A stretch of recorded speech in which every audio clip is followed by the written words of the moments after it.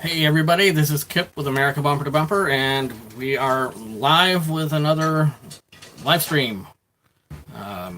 Thank you all that decide to join in at some point here. We are done with our car show videos. We have gone through all of our footage.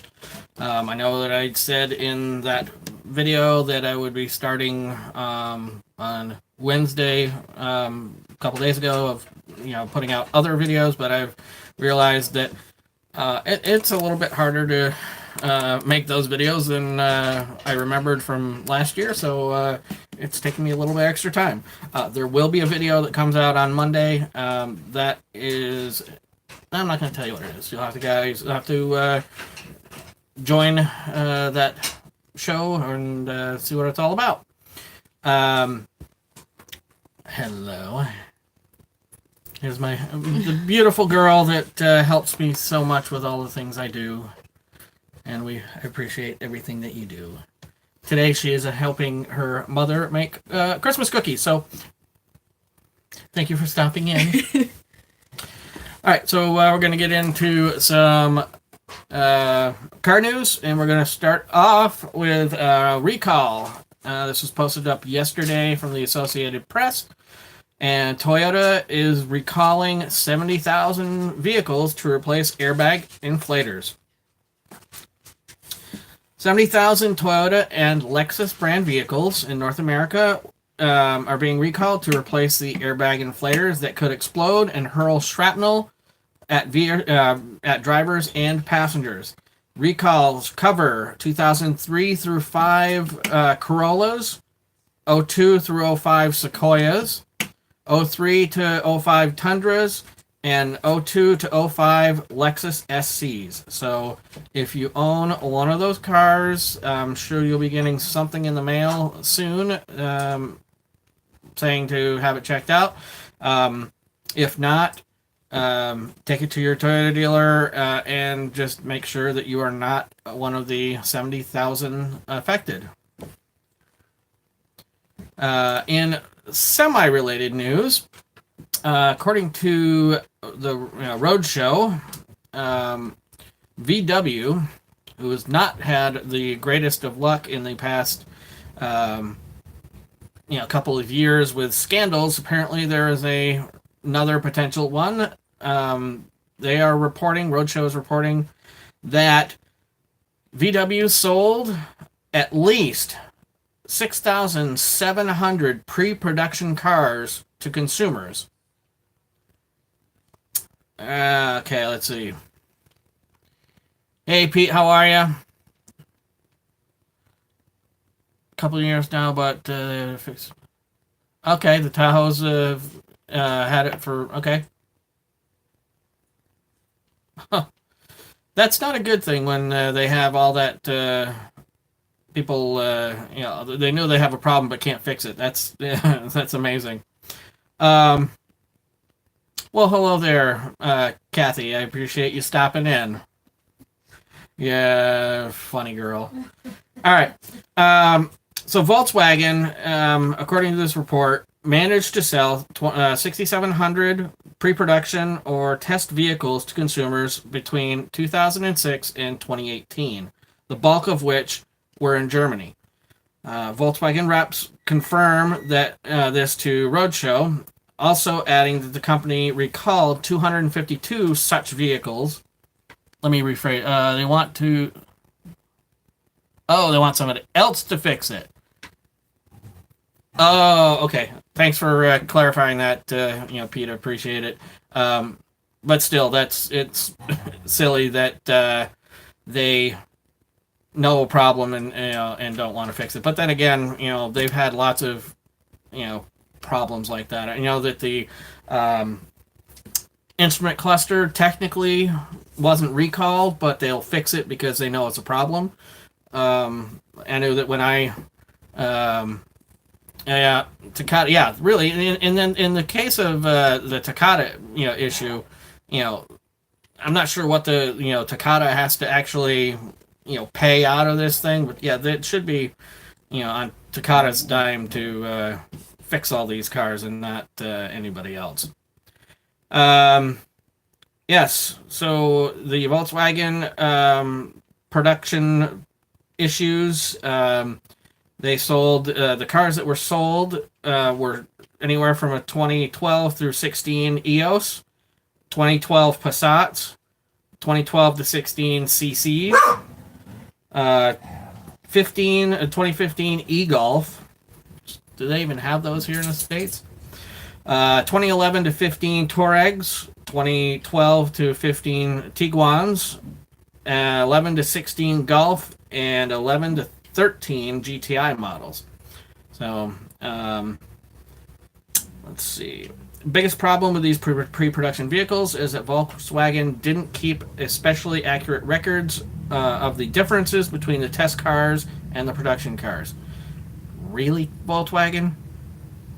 You've got you're a huge company and you can't keep records on what even minute differences between a pre-production car and in your production cars. Ooh. Anyways, they're in hot water yet again. Now, can't remember if I'd actually mentioned this in previous uploads or not, but for quite a while back to VW, they've been talking about how, like, by 2025 they will not be selling any gas-powered vehicles. It's a report that was posted up a couple days ago over at Motor1.com. Now VW is saying they will continue to build internal combustion engines through 2040. But I can imagine that with the push for electrics, they're going to be shrinking the size of those engines, and maybe there'll be hybrids before they go complete electric. Volkswagen, anyways, is saying they are embracing the electric future, and they aren't talking distance. They're planning on having 20 electric cars on the road by 2025, and just over 6 years from now. Auto development years, that's pretty much the end of next week. It's true, they put cars out. It's amazing the time frames of from the time they're shown at the auto shows as concepts to when they get put out. Some companies are a lot faster than others. Anyways, so yes, they're going to be putting out a bunch of electric vehicles by 2025, but they will continue to have the gas burners at least through 2040. Of course, they don't give a whole lot of info on what those gas engines will be in, but I can only imagine it's going to be the bigger cars that need the extra oomph to get them going. In other news, this is from Classic and SportsCar.com. Fabled Ferrari tops $39.8 million at LA auction.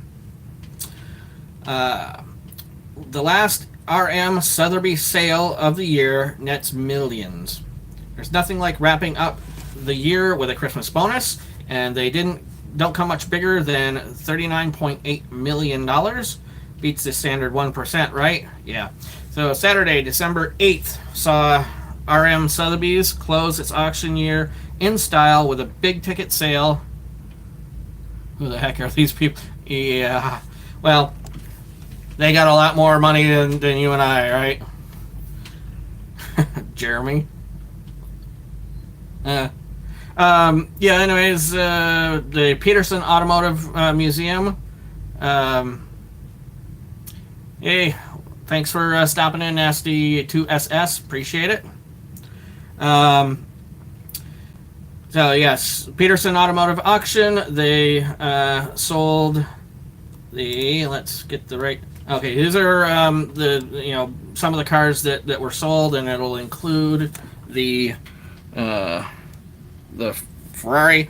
All right, Mercedes Gullwing, a 55 Mercedes Gullwing 300 SL sold for $1.27 million. Okay, thank you for letting me know that. Hey, Jeremy, thanks for stopping in. It's nice to know the name. Um, Next up, ooh, I don't know what you guys think of that one, but 65 Ferrari 330 GT 2+2 shooting brake. Does not have the styling of the Ferrari, was it FF, that is their kind of newest shooting brake. But that sold for $313,000, which is cheap for a Ferrari. 2015, yeah, they're definitely different. Porsche 918 Spider, $1.5 million. I like the livery on that. 67 Toyota 2000 GT, $511,000. Those things, yes, 918 is really nice. I would definitely love to have one of those someday, but it'll be a day or two. These things, I love these things. Very, very sleek, and for a Toyota back in the 60s, wow. They done, if I remember correctly, they didn't make a ton of these. Let me see if it says in the article here. Yep. Only 351 were built. And one of just 233 built for Japan. Oh, so I wonder where the rest of them, because I didn't think that any of these went to the U.S. Yeah, definitely looks like the 280 from the side. Definitely kind of funky if you could see it from the front. It's got two huge headlights, but then it's got, right here also has, pop-up headlights, so it's kind of weird, but very interesting. Oh, I love me these 59 Cadillacs. Cadillac Eldorado Brietz. Gosh, I know I butchered that one. $324,000.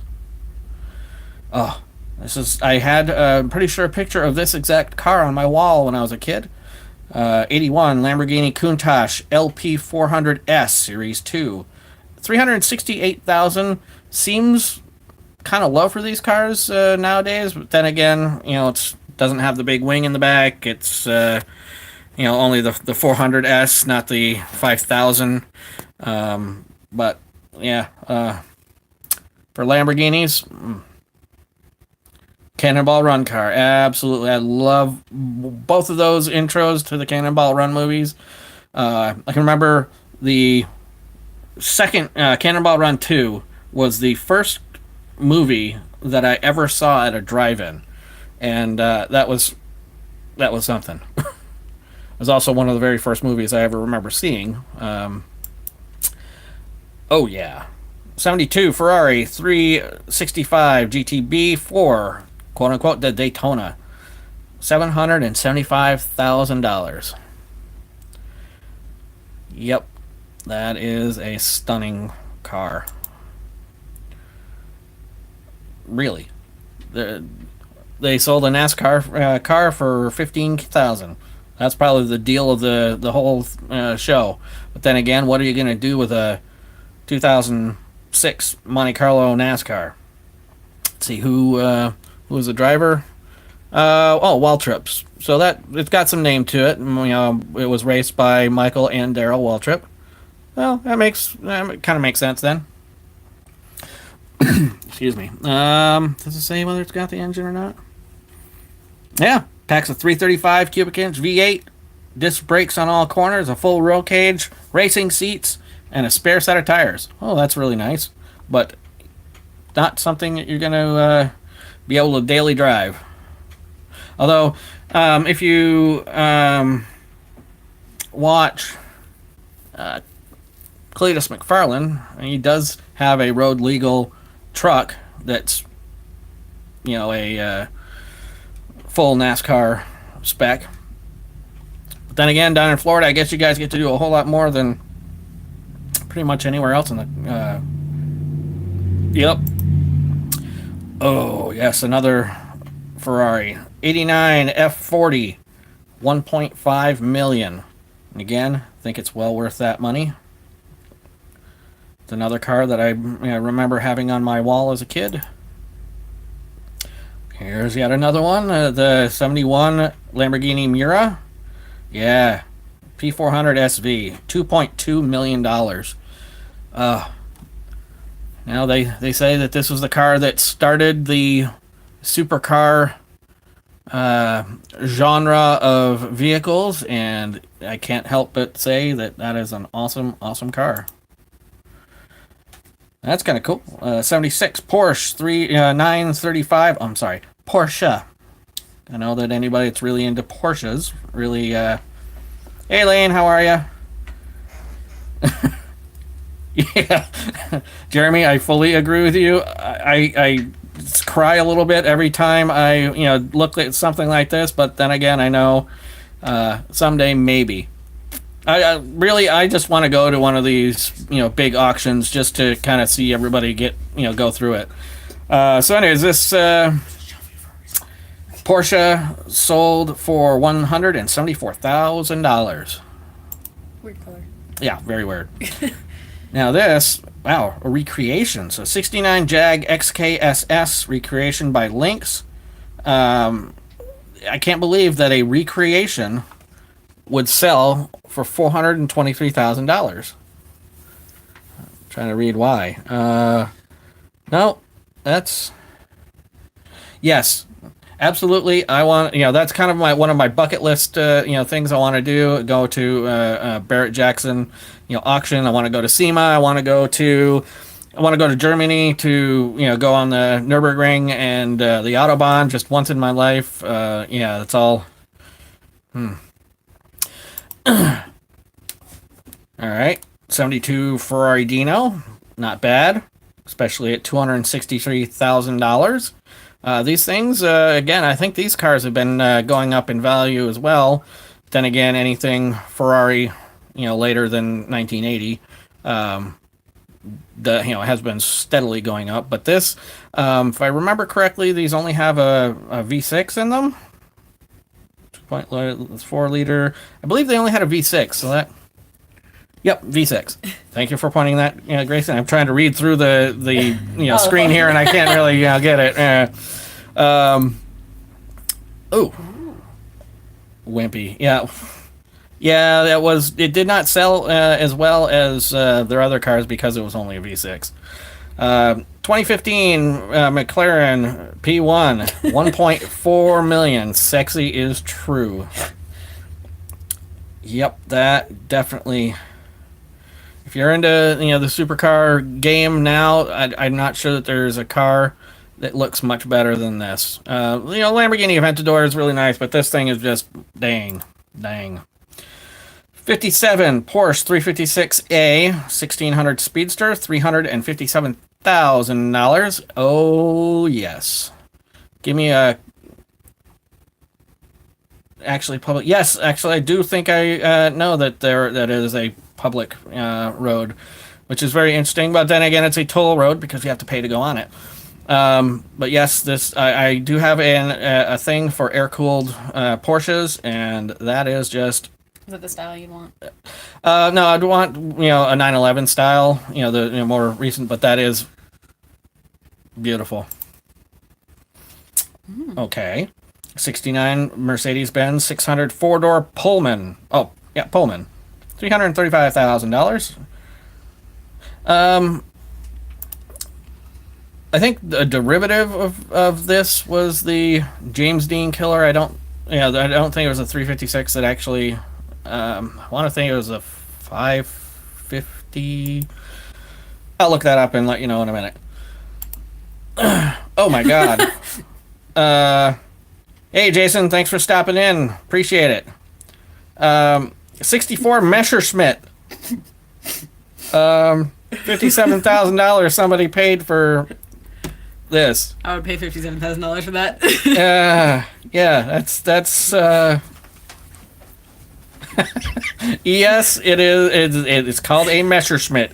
Now, back in World War II, the Messerschmitt was an airplane, but apparently after the war, they tried making, that. I can't look at it anymore. Oh, another. I would also very much like the 75 Porsche 914. Like a Porsche. No, because it's not actually. I think. No, I know. I do know. Yes, the 550 Spider. I think that's what. Yeah. Yes. Thank you for looking that up for me. But I'm pretty sure it wasn't the 356. All right. So the deal with the Porsche 914. It was actually in most of the world, other than the U.S., it was actually badged a Volkswagen. Oh. U.S. Volkswagen, they didn't, because I guess this was a little bit more expensive than your normal Volkswagen, they didn't think it would actually sell as a Volkswagen, so they put it under the Porsche name. But small, is a little four-cylinder, not a lot of, horsepower. It didn't sell as a Porsche either because it was just funky. But I think it's kind of funky cool. Funky fresh. I will tell you that hearing one of those, engines, actually like the two, yep.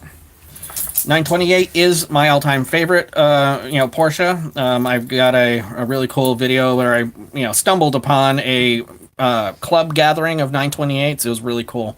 Anyways, back to, this. I worked in a shop right between my 2 years of auto tech in college, and they were rebuilding the engine in a Porsche 914. Well, they'd got it all together, got it back in the car, and they wanted to make sure everything was good, so they started that thing up without any headers on.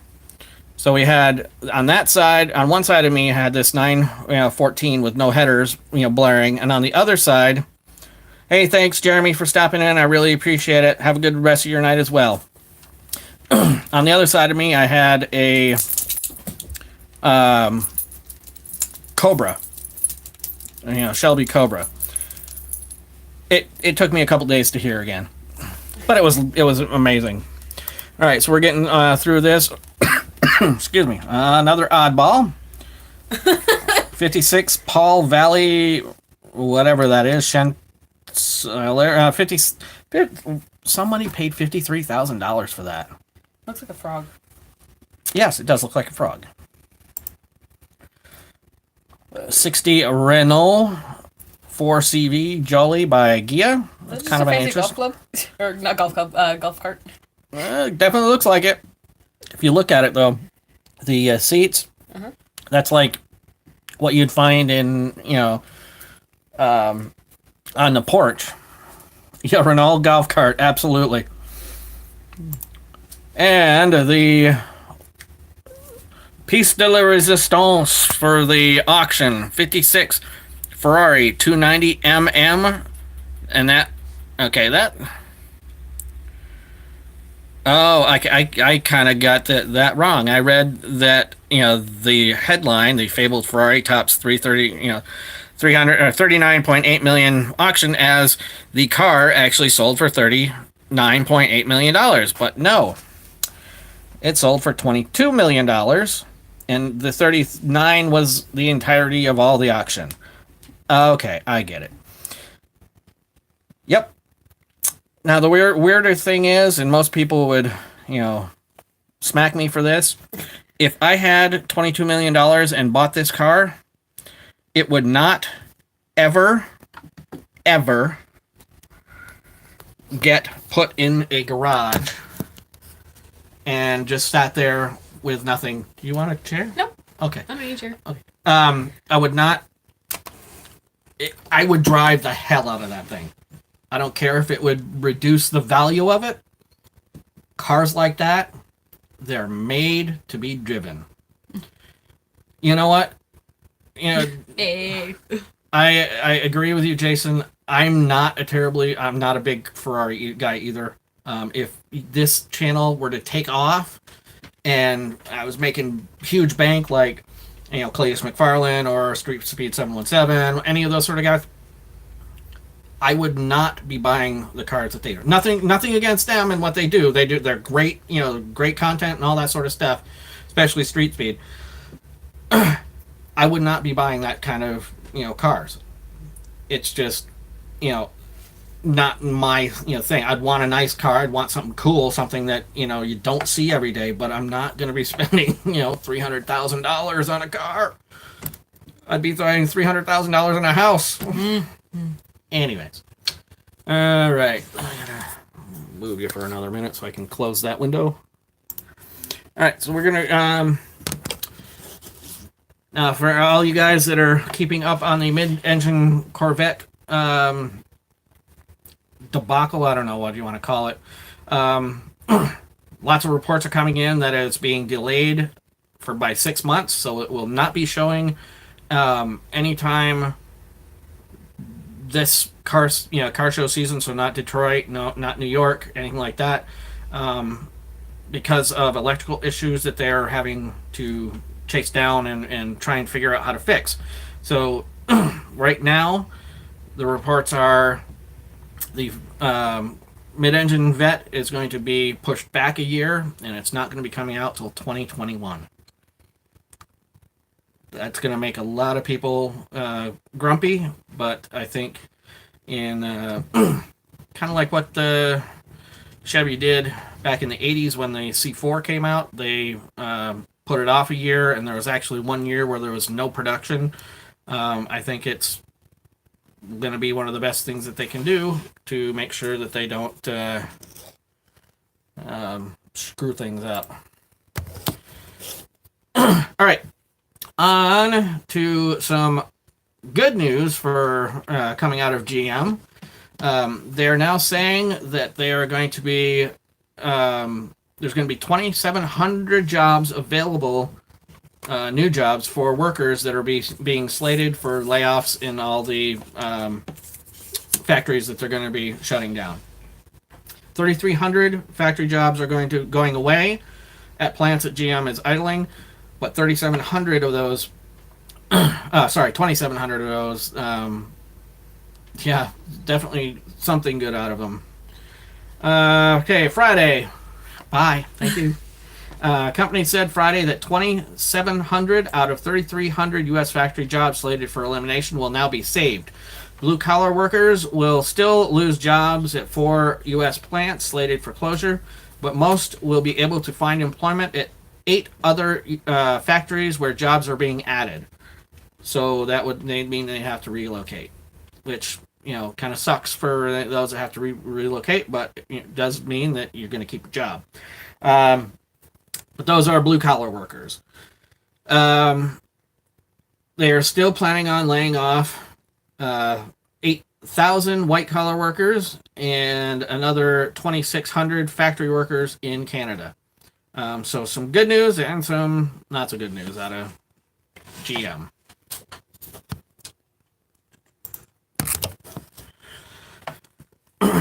All right. Some news coming out of for the Barrett-Jackson. They need to release your car show. Yeah. It makes sense that it's kind of a European-style car anyways. They should debut it someplace like Geneva or whatnot. But we'll see what happens.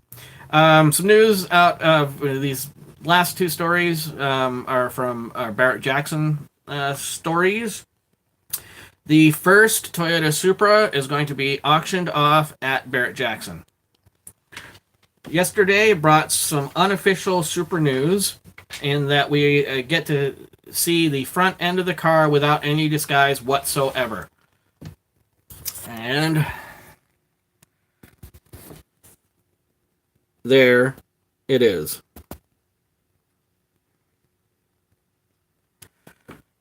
All right, so Toyota has officially announced the first Supra will be auctioned off at Barrett-Jackson in Scottsdale. Toyota also dropped a teaser of the Supra's red mirror cap and red seat today. Anticlimactic, yeah. So this specific Supra is going to be auctioned off at Barrett-Jackson. It'll be, looks like it'll be, we'll have red mirror caps, red leather interior, matte black wheels, and carbon fiber badge. indicating the status of the first 2020 Supra built. The VIN number will reportedly be 20201, further proving to everybody that this is the first one off the line. So Toyota is saying it will be auctioned off January 19th after its debut at the Detroit Auto Show on the 14th. Sorry, I didn't see what that firm that wants to build it. Yes, I almost pulled up the story and was going to talk about that, but I just for some reason didn't. But yes, that would be another really interesting thing to see an 800 horsepower all electric classic Mustang. Kind of weird looking, to think, but it would be cool. So, guys, if you're interested in the first Supra, head out to Barrett-Jackson in Scottsdale at the middle of January, and you could pull that off. All right, last of the stories before we get into some bizarre driving laws is a Ford Mustang that's also a Lamborghini Gallardo. Get you another picture here. So here's the car. This car is going to be auctioned off at Barrett-Jackson as well. This started life out as a 2009 Ford Mustang Coupe. It is now being called a Ford Lamborghini Trattori Custom Coupe. It apparently was a SEMA car and had $700,000 invested in it to build. Started out as a 2000. All right, Jason, thanks for stopping in. Appreciate it. Started out as a 2007 Mustang, but it's got a 2009. Okay, I'm confused. Anyway, 2007 Mustang. It now has a Gallardo 5.0 V10 mid-mounted engine with a 6-speed automatic transmission and all-wheel drive. It is fugly from the rear. That is the funkiest melding of cars I've ever seen. But anyways, not my style, not something I'd buy, but there's the engine. And there's what it looks like from the side, which is still weird. Yep, that is weird. Front looks great. I mean, it's a Mustang. That is weird. Okay, enough about the weird Mustang, but you can buy that at the Barrett auction as well. And only two of you here, but we're going to go through another couple of weird, and this is all U.S. Driving laws, and I'm going to make a couple up, and I'm going to give a couple that are true, and you guys tell me whether it is a fact or a fiction thing. All right. Alaska. In Alaska, authorities found it necessary to declare it illegal to tether a dog to the roof of a car. True or false?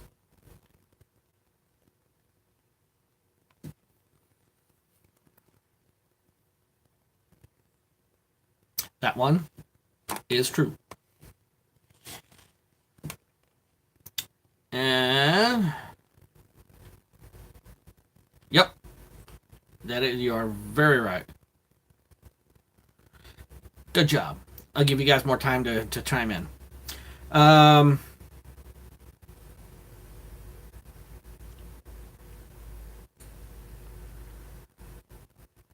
Let's see, Georgia. Going on an intuitive hunch that teeter-totters and cars don't mix, officials in Dublin, Georgia, have made it illegal to drive through a playground.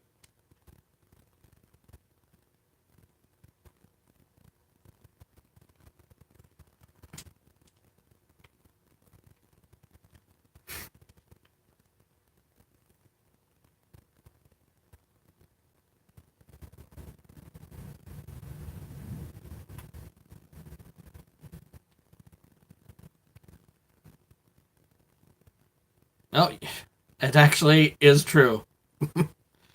Believe it or not. Okay, these are going to be 2 from Kansas.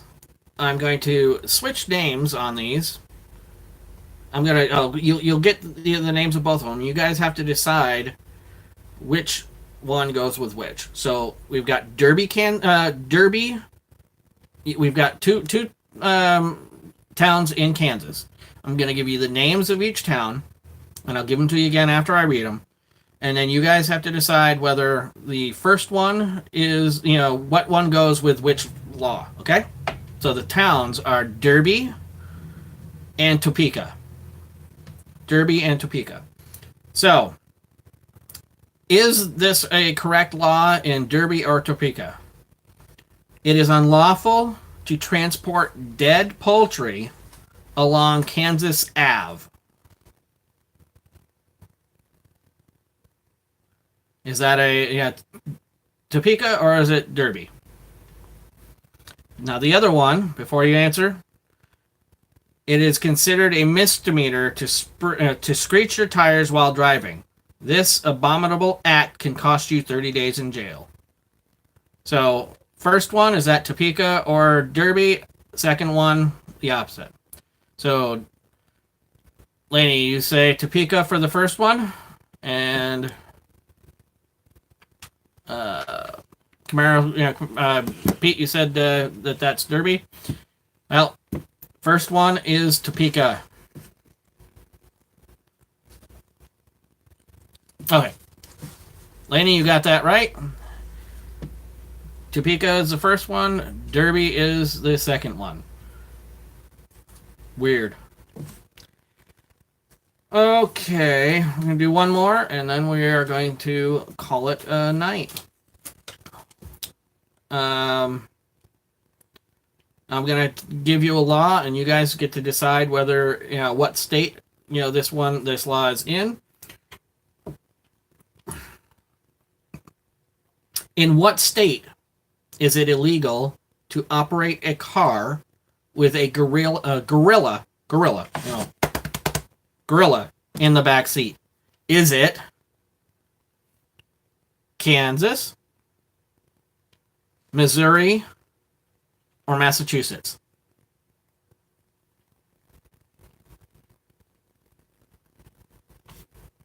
Now, if you guys were paying attention, you know that one of those is already off the table.